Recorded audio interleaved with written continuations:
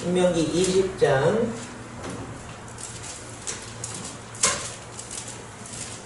1절에서 20절 우리 마지막 절까지 교독해서 보겠습니다. 구약성경 292페이지 신명기 20장 1절에서 20절까지입니다. 제가 먼저 읽습니다. 내가 나가서 적군과 싸우려 할 때에 말과 병거와 백성이 너보다 많음을 볼지라도 그들을 두려워하지 말라. 애굽 땅에서 너를 인도하여 내신 내 하나님 여호와께서 너와 함께 하시느니라. 너희가 가서 그들에 가까이 가면 제사장의 성에 나아가서 노하여 그들에게 말하여 이르기를 이스라엘아 들으라. 너희가 오늘 너희의 대적과 싸우려고 나왔으니 마음에 겁내지 말며 두려워하지 말며 떨지 말며 그들로 말미암아 놀라지 말라. 너희 하나님 여호와는 너희와 함께 하시며 너희를 위하여 너희 종족과 싸우시고 구원하실 것이라 하시며 책임자들은 백성에게 말하여 이르기를 새 집을 건축하고 낙성식을 행하지 못한 자가 있느냐. 그는 집으로 돌아갈지니 전사하면 타인이 낙성식을 행할까 하노라.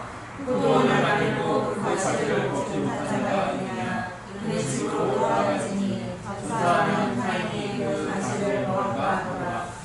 여자와 약혼하고 그와 결혼하지 못한 자가 있느냐. 그는 집으로 돌아갈지니 전사하면 타인이 그를 데려갈까 하노라 하고 책임자들은 또 백성에게 말하여 이르기를 여호와와 거듭난 자가 있느냐. 그는 집으로 돌아갈지니 그의 형제들의 마음으로 그의 마음과 같이 약속할까 하노라 하고 백성에게 이르기를 마친 후에 군대의 지휘관들을 세워 우리를 거느리게 할지니라. 내가 어떤 성읍으로 나가서 지하에 그 성읍에 먼저 화평을 선언하라. 그 성읍이 만일 화평하기로 화답하고 너를 향하여 성문을 열거든 그 모든 주인들에게 내 조공을 바치게 하고 너를 섬기게 할 것이요. 만일 너와 화평하기를 거부하고 너를 대적하여 싸우려 하거든 너는 그 성읍을 에워쌀 것이며 내 하나님 여호와께서 그 성읍을 내 손에 넘기시거든 너는 칼날로 그 안의 남자를 다 쳐 죽이고 너는 그 세력들과 그 아들과 가축들과 성막 가운데 있는 모든 것들을 너를 위하여 사치로 삼을 것이며 너는 내 하나님 여호와께서 우리에게 주신 적군에게서 빼앗을 것을 거두리지라. 내가 내게서 멀리 떠난 성읍들 곧 이 민족에게 속하지 아니한 성읍들에게는 이같이 행하려니와 오직 내 하나님 여호와께서 내게 기업으로 주시는 이 민족들의 성읍에서는 혹 있는 자를 하나도 살리지 말지니 곧 헷 족속과 아모리 족속과 가나안 족속과 브리스 족속과 히위 족속과 여부스 족속을 내가 진멸하되 내 하나님 여호와께서 내게 명하신 대로 하라. 이는 그들이 유수신에게 하는 모든 가증한 일을 너희에게 가르쳐 본받게 하여 너희가 너희 하나님 여호와께 범죄하게 할까 하느니라. 너희가 어떤 성읍을 오랫동안 에워싸고 그 성읍을 쳐서 점령하려 할 때에도 도끼를 불러 그곳의 나무를 찍어내지 말라. 이는 너희가 먹을 것이 될 것임이니 찍지 말라. 들의 수목이 사람이냐 너희가 어찌 그것을 에워싸겠느냐. 다만 과목이 아닌 수목은 찍어내어 너희와 싸우는 그 성읍을 치는 기구를 만들어 그 성읍을 함락시킬 때까지 쓸지니라. 아멘. 우리는 지난주에 19장 말씀을 보면서 도피성, 하나님이 만드신 그 도피성을 통해서 인간의 감정적인 그런 선택과 또 울분 또는 어떤 가지고 있는 그런 기질들을 자신들의 것이 아니라 하나님의 것으로 만들어야 우리는 우리의 선택이 아닌 하나님의 선택을 하고 그 선택을 통해서 하나님이 우리에게 주신 삶에 대한 마음들을 확장시키는 것으로 용서와 또 기다림과 인내와 사랑으로 확장시킬 수 있는 것으로 만들어야 된다. 그래서 이 삶을 확장성과 경계성을 가지고 말씀을 나눴습니다. 우리의 생각이나 우리의 경험을 통해서는 우리가 이 세상에서 만나는 일들이 그건 당연히 욕먹어야 되고 당연히 싸워야 되고 당연히 내가 그것을 취해야 되고 당연히 내 것이어야 되는 그런 우리의 경험과 우리의 지식이 있다면 하나님의 확장성은 무엇입니까? 그것을 하나님의 것으로 하나님의 마음으로 바꿔내는 것들이죠. 조금 더 우리의 마음을 열어놓고 이웃들을 대하고 만나는 그 삶이 얼마나 하나님이 우리 삶을 통해서 화평을 만들어내고 또 그 사람들을 통해서 위로와 사랑을 만들어냅니다. 그래서 십자가는 항상 하나님과 우리의 관계가 회복되면 이웃과의 관계가 회복될 수밖에 없는 그런 삶이다 라는 것입니다. 그래서 혹시 여러분 마음에 이웃과의 아주 불편하고 힘든 그런 일들이 있다면 우리 한번 점검해 봐야 되는 것이죠. 하나님의 마음을 어떻게 확장시킬 수 있을까? 어떤 마음이 그런 삶으로 우리를 살아내도록 열매 맺게 하실까? 하나님이 내게 행하신 일들을 보면 하나님은 심판자로서 주권자로서 내게 요구하실 것들이 있지만 하나님은 어떻게 하셨죠? 확장시키셨죠. 그리고 용서하시고 위로하셨습니다. 그래서 우리는 그 은혜로 말미암아 구원받았기 때문에 자꾸 우리는 우리 삶을 확장시켜 나가요. 그래서 갈렙처럼 지경을 넓힐 수 있는 그런 기도들, 이 산지를 내게 주소서.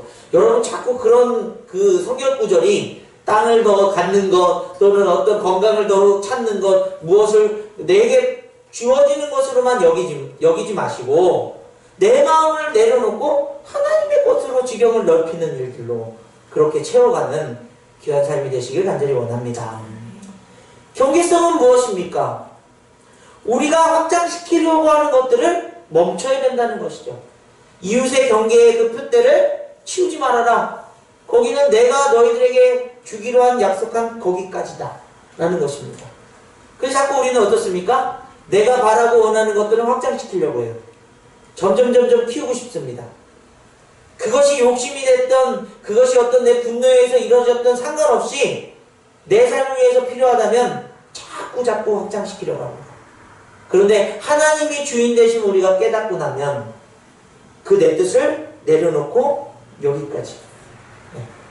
그래서 사도 바울이 아마 복음을 전하는 일이나 자신이 교회를 세우는 일에 엄청 공을 들였어요. 그런 일들이 일어나고 또 많은 교회들이 막 부흥하고 바울을 돕겠다고 했을 때 사도 바울 마음속에는 어떤 마음이 들까요? 좀 더 할까? 좀 더 많이 할까? 좀 더 사람들한테 인정받을까? 그러나 바울은 그렇지 않습니다.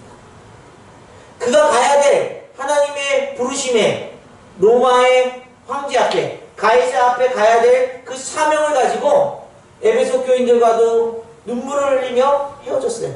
왜요? 붙잡혀서 가더라도 예루살렘에서 이제 로마까지 가야 되는 하나님의 뜻이 있었거든요. 에베소에서 충분히 지가라면 안 되죠. 본인이 누리고 편하게 지낼 수 있었음에도 불구하고 그것을 내려놓고 하나님을 따라갑니다. 참 우리 인생에 주님을 믿는다고 하면서도 그러지 못하는 삶에 일어난 일들이에요. 내가 여기까지만 내가 이렇게 하고서는 다 멈춰야 되겠다. 내려놔야 되겠다. 대부분 그러지 못해요. 여러분 핸드폰 한번 해보세요. 이 시간까지만 해야지. 보고 났는데 어느 순간인가 30분이 더 지나 있습니다. 먹는 거 오늘은 저녁에 절대 먹지 말아야지 하는데 어느 순간인가 이 샌드위치를 만들어서 입에 물고 있는 것이죠. 인간이라는 욕심이 참 그렇습니다. 하나님을 향한 마음이 더 커지면 커질수록 하나님의 뜻이 우리 안에 임할 때 우리에게 주시는 그 불편한 마음들, 이거 하면 안 되는데, 하지 말아야 되는데 라는 마음이 생기면 멈추셔야 돼요.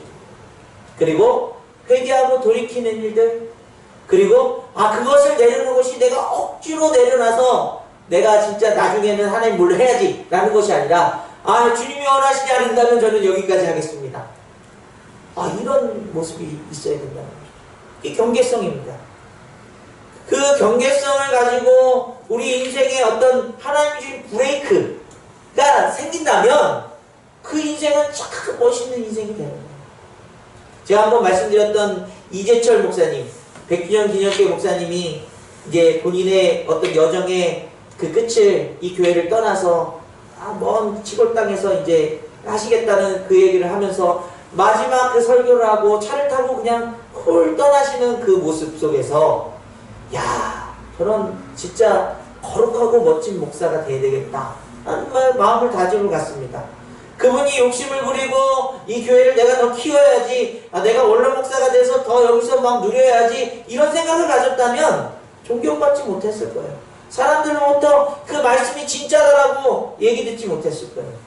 그러나 그 경계성을 가지고 하나님 앞에 탁 맡기고 내려놨을 때 사람들은 진짜 그리스도인이다 라고 말하는 것이죠. 거룩하다 라고 말하는 것이죠. 여러분, 그렇다고 뭐 원로 목사 된 분들을 제가 비난하고 그러고 싶진 않습니다. 그러나 우리 삶 속에서 우리의 인간적인 욕심이나 가지려고 했던 그 마음들을, 확장시키려고 했던 마음들을 내려놓고 그것을 지키게 되었을 때 갖게 되는 그 면류관과 그 빛남과 그 거룩함의 모습들이 여러분의 삶에서도 나타나기를 간절히 원합니다.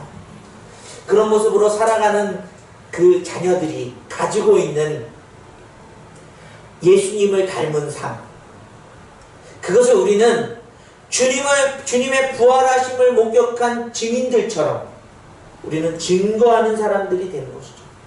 그 증거하는 삶을 내 삶을 통해서 보여주는 것도 있지만 다른 사람들이 그 삶을 살아내게 되었을 때 맞아, 넌 그렇게 살고 있어 라고 하는 우리의 그 목격한 부분을 증언해주는 삶을 사는 것, 그게 교회고 가정이 된다는 거죠. 너 왜 그랬어? 못나고 악한 것만 드러내는 것이 아니라 칭찬받고, 야, 하나님 안에서 그 삶을 이렇게 확장시켰구나.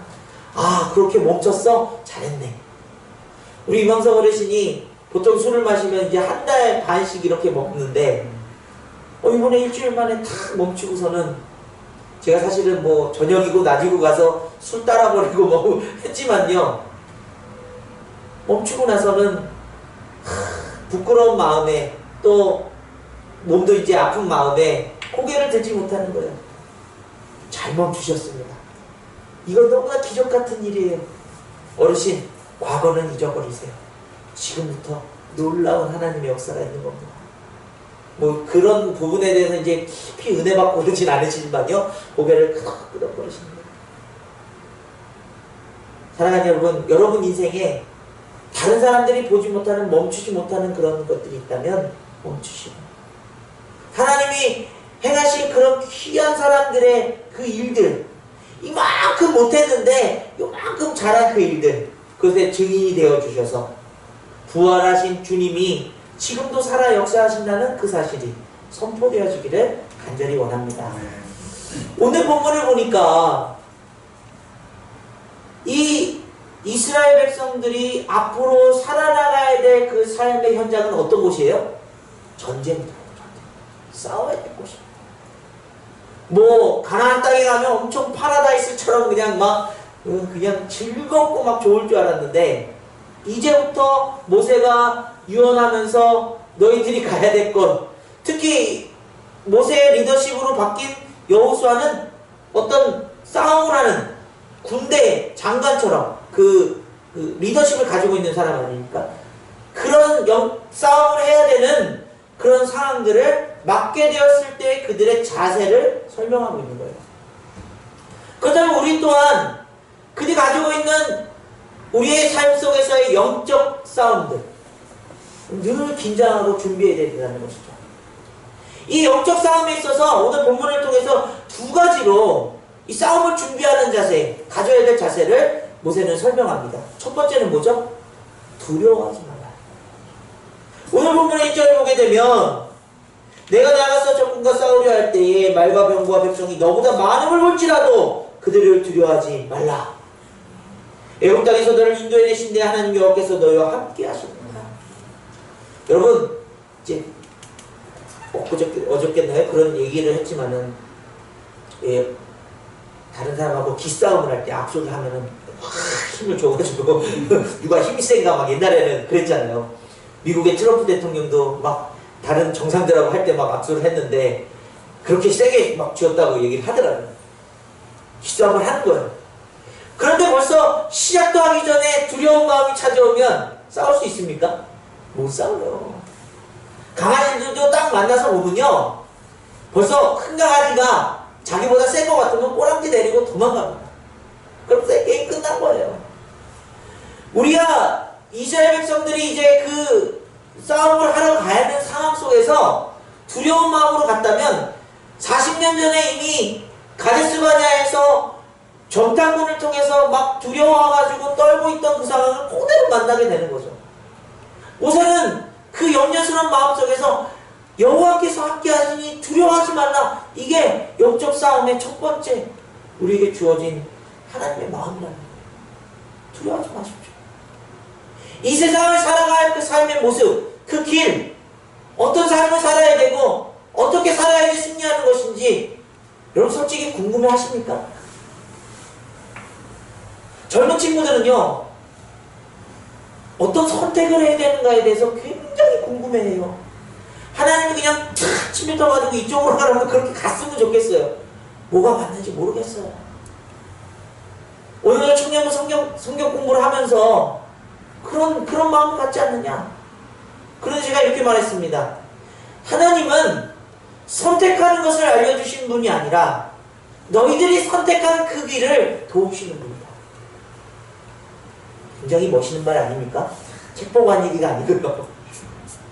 하나님은 우리가 정말 중대한 범죄에 저지르는 그런 거 선택하는 거 말고 정말 이 세상에서 너무나 많은 것들을 선택해야 되는데 두렵고 떨리고 하나님 뜻이 어디 있는가 찾지만 너가 기뻐하는 것, 우리가 잘하는 것, 행복할 수 있는 걸 선택하라는 거예요. 그런데 그 선택을 통해서 그 길이 어떤 길이길 바라는 거죠? 하나님이 기뻐하시는 어떻게 살아나가야 되는가에 대해서 고민해 보라는 것이죠. 우리가 정말 공무원이 되든 또는 사업을 하든 어떤 직장 생활을 하든 하나님 뜻이 어디 있을까? 내가 꼭 그 직장에 가야 되는 하나님의 뜻이 사명이 발견된다면 가야 되겠지만 애매하게 있는 우리의 그런 삶의 여정 속에서 공무원이 되었을 때에 정직하게 나라를 위해서 국민들을 위해서 공매일을 할 수 있는 하나님의 그 거룩한 마음을 그곳에서 펼치길 바라는 것이죠. 무엇이 되는 것이 중요한 것이 아니라 어떻게 살아가는가를 하나님은 원하고 계시고 돕기를 바라신다는 거예요. 살림을 하는 일도 마찬가지입니다. 학교 다니는 일도 마찬가지입니다. 그래서 우리가 선택한 일에 대해서 하나님 그 안에서 주님이 인도하실 것을, 주님이 기뻐하는 일을 감당해낼 것을, 그러므로 내가 더 행복한 일을 해낼 것을 믿습니다. 두려워하지 마십시오. 두려워하지 마십시오. 그 두려운 마음보다는 기대와 소망과, 물론 실패가 있을 수 있습니다. 여러분, 그러나 성경은요, 수많은 실패자들을 하나님이 도우시고 세우신 사건의 이야기가 담겨져 있어요. 모든 다 성공한 사람은 성경에 거의 나와 있지 않습니다. 예수님 말고 실패합니다.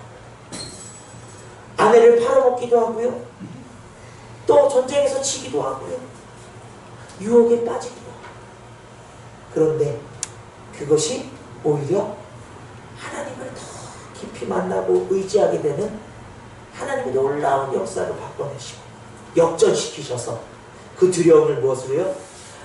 내 힘으로, 내 능력으로, 내 결정으로 살아나가는 것이 아니라 하나님의 도우심으로 사는 거다. 이렇게 고백할 수 있는 강인함을 우리에게 허락해 주신 거죠. 두려워하지 마십시오. 두 번째는 무엇입니까? 하나님을 신뢰하라. 1절 말씀 하반절에 여호와께서 두려워하지 말라. 애굽 땅에서 너희를 인도하여 내신데 하나님 여호와께서 너희와 함께 계시다. 하나님이 나와 함께 계신다는 것을 신뢰하는 마음이 얼마나 중요하겠습니까? 이 영적 전쟁의 세상에서요. 내 편은 아무도 없어. 난 외로워. 여러분, 교회 다니면서 오래 신앙생활하면서 이런 얘기하는 분들은 다시 처음부터 말씀을 공부해 볼 필요가 있어요. 하나님이 늘 함께 계시겠다는데. 그리고 여러분, 가장 중요한 하나님을 신뢰할 수 있는 핵심 포인트는 이스라엘 백성들에게 무엇이었습니까? 애굽 땅에서 그들을 인도하셨습니다. 인도해 주셨다는 거예요. 건져주셨다는 거예요. 우리에게 무엇입니까? 예수 그리스도를 통해서 죽음의 법에서 나를 그 생명으로 인도하셨다는 거예요. 여러분 그것으로 구원받지 않으셨습니까? 그 놀라운 사건을 믿음으로 고백하고 나는 구원받은 백성으로 여기면서도 하나님을 신뢰하지 못하고 생명 주셨는데 이 살아가는 여정이 싸움을 걸어오고 많은 파도와 같은 일들, 유혹들이 너무나도 많이 도사리고 있다 보니까 세상 것들의 마음을 의지하게 됩니다. 목사님들이 마음을 터놓을 데가 없어서 목회자들 모임을 많이 간다고 해요. 한편으로는 저도 그 마음 좀 이해가 안 돼 있어요. 교회 목회하는 일, 또 성도님들과의 관계들의 어려움들을 토로할 때가 필요하겠죠. 그러나 여러분, 하나님이 함께 계실 때 우리가 하는 삶의 현장이 외롭고 두려운 일이라 할지라도 하나님을 신뢰하며 나가길 원합니다. 그 고백이 있어요. 그 고백과 그 삶의 그 마음들을 단단하게 갖지 않으면 영적 전쟁에서 우리는 넘어지게 되어 있어요. 저도 한때는요, 설교를 막 하고 주일 지나고 나면은 그 마음속에 공허함이 찾아오더라고요. 이걸 어떻게 배울까? 잠을 자거나 한 몇 시간 내내 텔레비전을 뚫어다가 쳐다보거나 채우려고 해도 채워지지 않는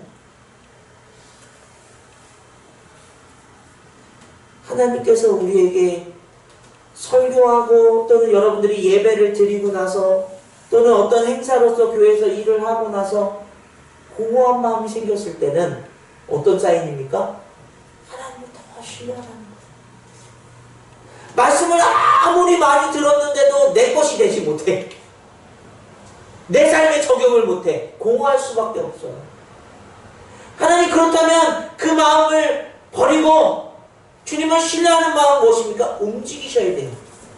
삶의 현장에서 하나님 내가 신뢰하니 하나님이 말씀하시는 그 길을 피곤해도 내가 주일 오후에 돼도 열심히 아이들과 놀고 다른 사람들과 만나고 월요일에서 보장된 쉬는 시간이라 할지라도 더 많은 사람들을 만나면서 거기서 오히려 주님의 위로와 사랑과 그 뿌듯함을 느끼는 그 시간들을 갖게 될 때에 여러분 신뢰가 쌓여지는 그 삶의 모습들은 어떻습니까?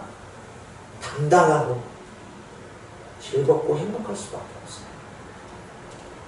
주님으로부터 시작된 그 신뢰의 바탕이 살아가는 그 순간순간 만나는 일들과 그 사건들을 통해서도 하나님의 일하심과 계획하심을 누리고 그것을 캐치하고 또 그 뜻을 따라 살아가게끔 우리를 인도해 주실 줄 믿습니다. 하나님을 신뢰한다는 것은요, 신뢰합니다 마인드 컨트롤이 아니에요. 그 신뢰함의 행동을 옮기는 거예요.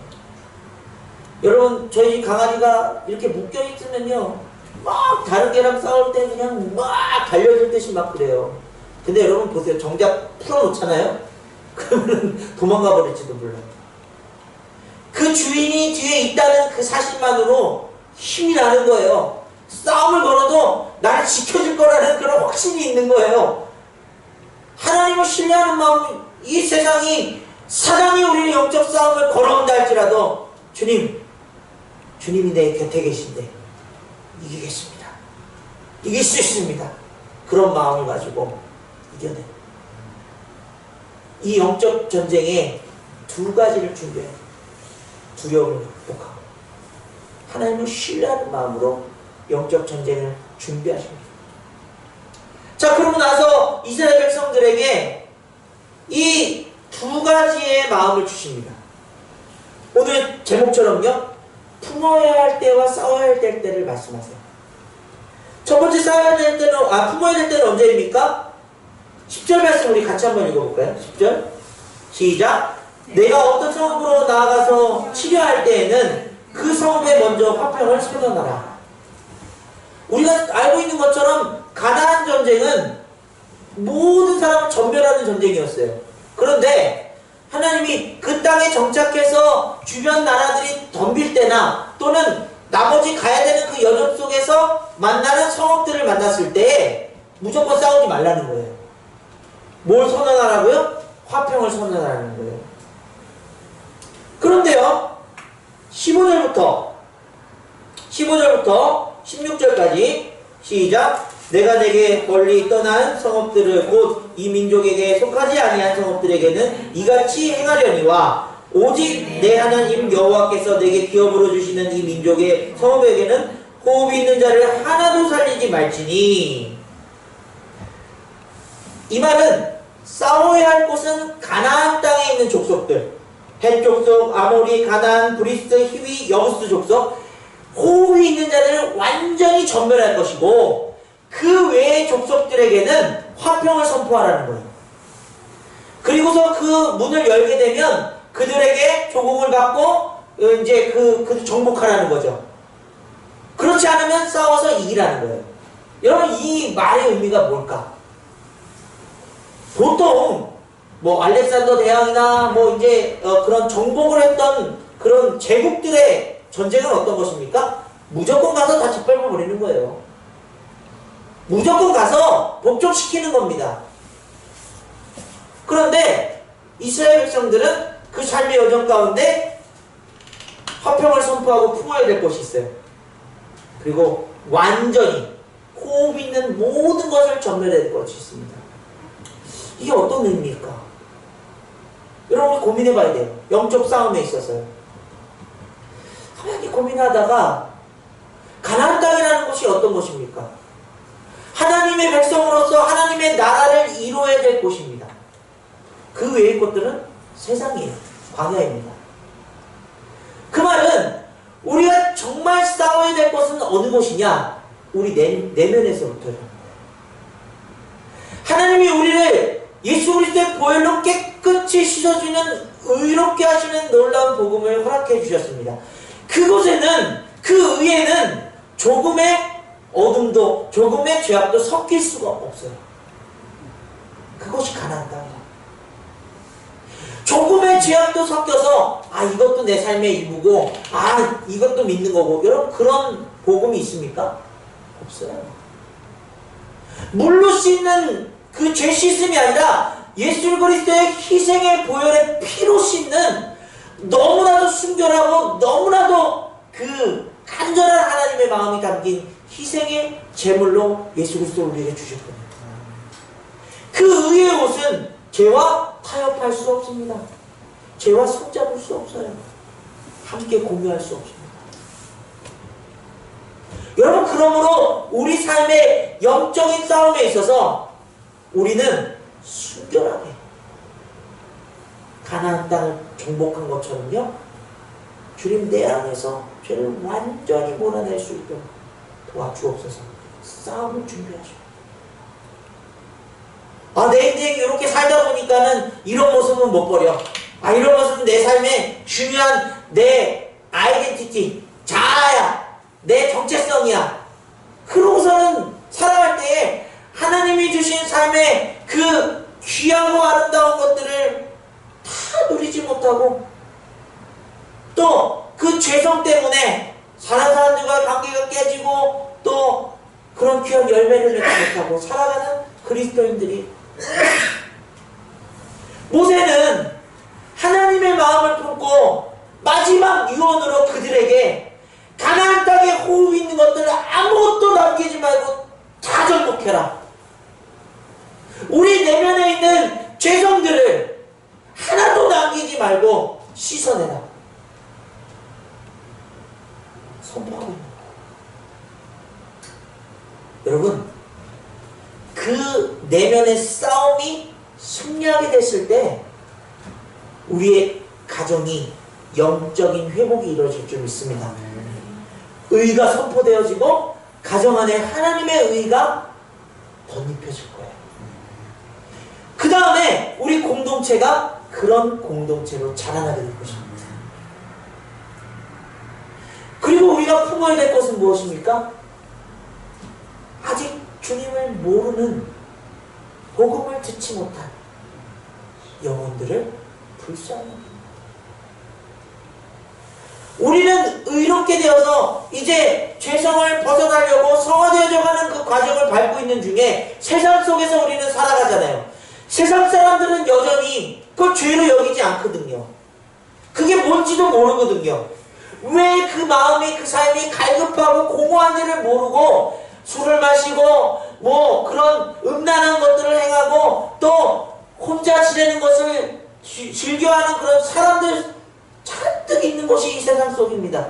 그런데 그들과 싸움을 건다고 너 인생 그렇게 살지 마. 너 막 손가락질하고 정죄하고 그들에게 심판을 우리가 스스로 내려버린다면 이 세상을 하나님 나라로 확장시킬 수 없어요. 우리 폐쇄될 수밖에 없어요. 그런데 이 가나안 땅 위에는 하나님의 마음으로 샬롬 그러면서 손을 잡아주라는 거예요. 여러분 그렇다고 해서 그 죄성의 세상의 손을 잡아주라는 게 아니죠. 그들이 거부한다면 우리는 단절할 수 있겠지만 그들을 하나님의 그 뜻 안으로 들어올 수 있도록 샬롬을 선포하는 거예요. 그래서 우리가 복음을 전하는 거잖아요. 우리 구원받았으니까 됐습니다. 이제 더 이상 안 받아도 돼요. 뭐 이단처럼 14만 4천 명 딱 모아가지고.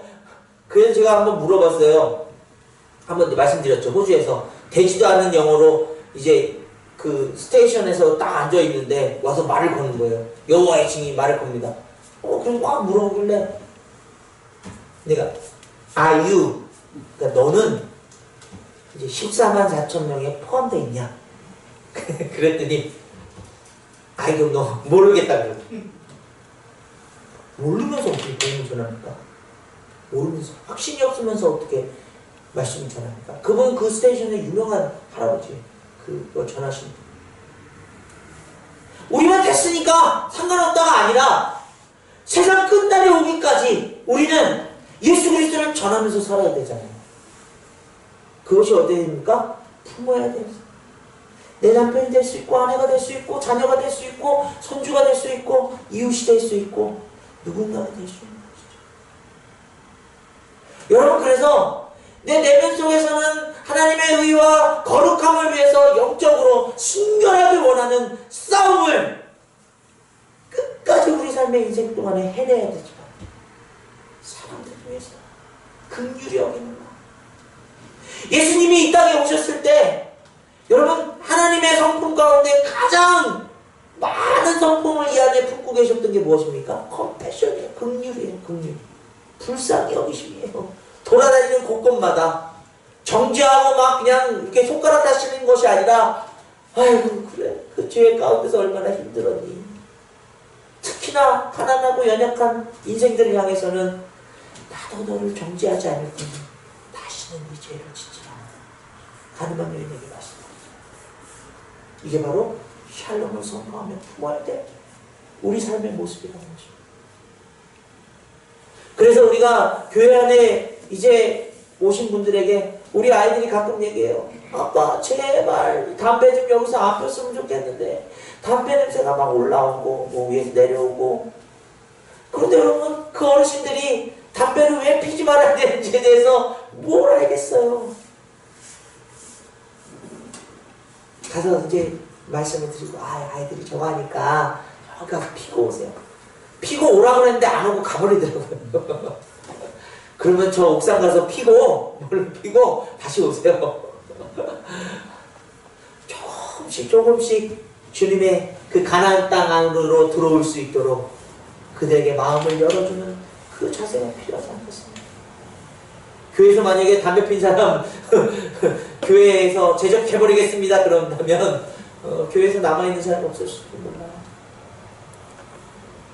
사랑하는 여러분, 우리가 정말 이 세상을 살아갈 영적 싸움 가운데서 정말 힘을 내서 싸워야 될 것이 어디인지, 정말 사랑으로 품어야 될 것이 어디인지 구별하라. 난 이 정도면 됐어! 라고 하는 우리의 마음을 내려놓고 두려움도 내려놓고 하나님을 신뢰하며 이 영적 전쟁에서 승리하시는 삶을 사시기를 간절히 원합니다. 오늘 본문은요, 이미 우리에게 승리를 선포하고 있어요. 승리는 따른 당상입니다. 그런데 그 삶을 어떻게 살아나가고 그 승리를 어떻게 맞아들일지 준비가 되어 있지 않다면 우리는 실패하십니다.